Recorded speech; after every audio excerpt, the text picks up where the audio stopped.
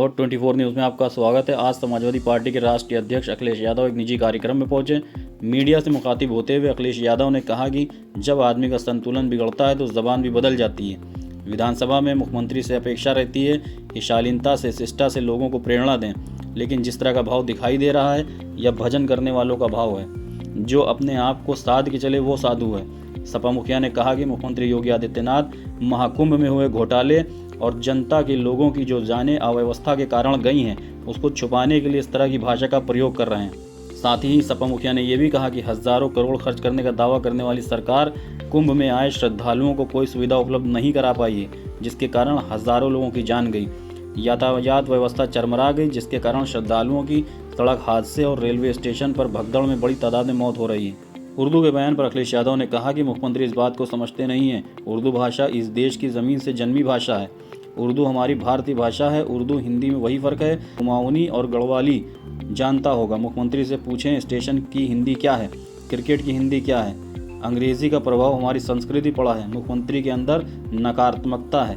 Social media पे तमाम तरह की बातें कह रहे हैं। इसीलिए मैंने कहा कि जो अपने आप को साध के चले वो साधु है। क्या आपको लगता है मुख्यमंत्री ये साध के चल रहे हैं अपने आप को? और जहाँ तक सवाल महाकुंभ का है, महाकुंभ के खिलाफ कोई नहीं है, लेकिन महाकुंभ में आपने निमंत्रण दिया और कहा हमने 100 करोड़ लोगों का इंतज़ाम किया है, लेकिन भगदड़ कैसे हो गई, ट्रैफिक जाम कैसे हो गए, लोगों को गाड़ियों में गुजारना पड़ा समय, लोगों की जान चली गई, लोग अयोध्या में मर गए, श्रद्धालु आपके बनारस में मर गए, श्रद्धालु आपके बड़े पैमाने पे घर पहुंचने और घर से आने पर मर गए। उनकी मदद कौन करेगा? सरकार क्यों नहीं करती है?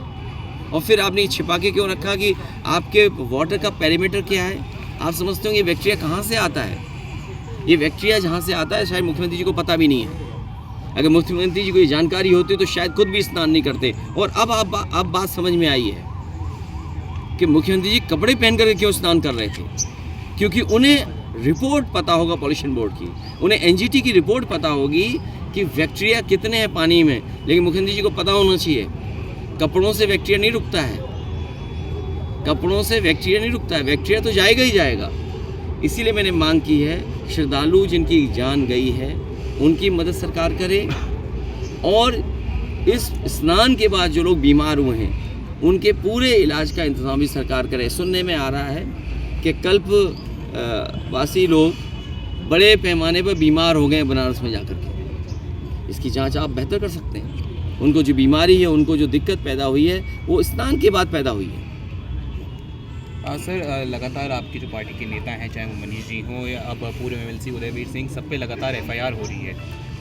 ये अधिकारी लोग बहुत सिंपल है। किसी ने कल मुझे बताया कि जनता को गुमराह करके इन्होंने सरकार बना ली।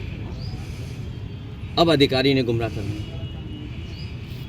कुछ अधिकारी मुख्यमंत्री जी को छिपाने के लिए, उनसे कमियां छिपाने को, क्योंकि मुख्यमंत्री का व्यवहार वो समझते हैं, वो जानते हैं कि इन्हें जेल भेजना, इस तरह के व्यवहार बहुत पसंद है, तो जनता को गुमराह करके सरकार बना ली। आज अधिकारी गुमराह कर रहे हैं। अधिकारी अपना करप्शन छिपा रहे हैं, अपना भ्रष्टाचार छिपा रहे हैं।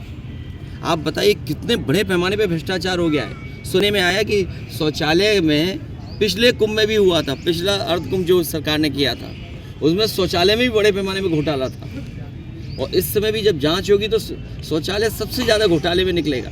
और सुनने में आ रहा है कई 100 करोड़ की बल्ली लगा दी गई महाकुंभ।